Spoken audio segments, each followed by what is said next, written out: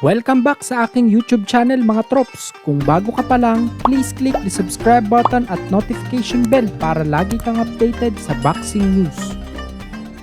Former Unified Super Featherweight Champion Shakur Stevenson may hamon para sa makakalaban nito na si lightweight top contender Edwin De Los Santos. Maglalaban na ang dalawa sa November 16 sa Las Vegas. Kamakailan nga ay sinabihan ni De Los Santos na mahina lang magpatama itong si Shakur mga trops.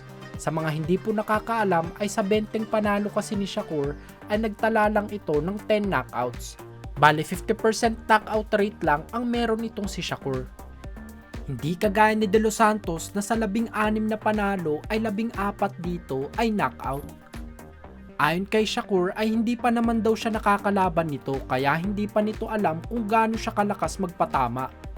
Sinabi na rin daw ito noon nang huli niyang nakalaban na si Shuichiro Yoshino ngunit nagawa niyang tapusin ang laban sa round 6 via technical knockout.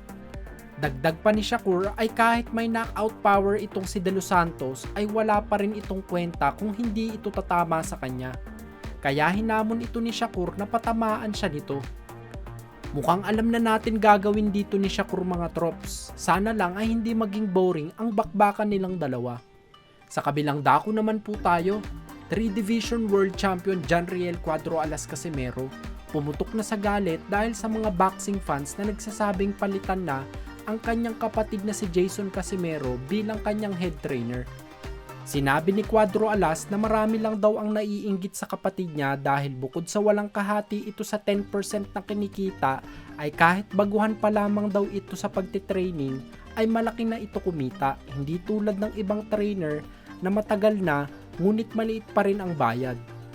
Kung iisipin naman daw ay magmula nang si Jason ang naging head trainer niya ay hindi pa sila natatalo.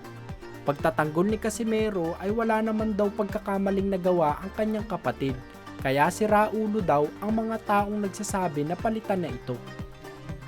Dagdag pa niya ay wag na lang daw mainggit kay Jason, deserve naman daw nito ang mga blessings na nakukuha niya dahil naghihirap din naman ito sa training.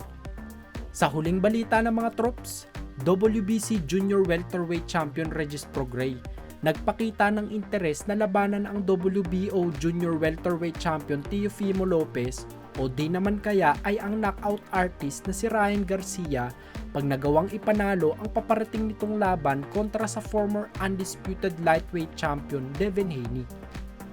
Para kay Prograis ay ayaw na niya sa maliliit na laban at gusto na lang targetin ang mga labang magbibigay sa kanya ng mataas na pay-per-view buys. Sa December 9 ang Prograis vs Haney fight at ito ay magsisilbing butas ng karayom para kay Prograis. Matatanda ang nahirapan si Prograis sa huli nitong laban kontra sa outboxer na si Danielito Zorrilla. Outboxer din si Haney mga trops at di hamak na mas skilled kumpara kay Zorrilla. Hindi din natin alam kung madadagdagan na ng power si Haney dahil sa pag-akyat nito ng timbang. Kung mapapansin nyo kasi ay laging dehydrated si Haney sa 135 pounds kaya hindi natin alam kung dahil ba dito kaya mababa ang kanyang knockout power. 50-50 ang laban na ito mga trops kaya panoorin natin kung anong kakahinatnan ng labang ito. Kung nagustuhan nyo ang balita na yun mga trops, bigyan nyo naman ako ng isang suntok sa like button dyan. Yun lamang po at maraming salamat.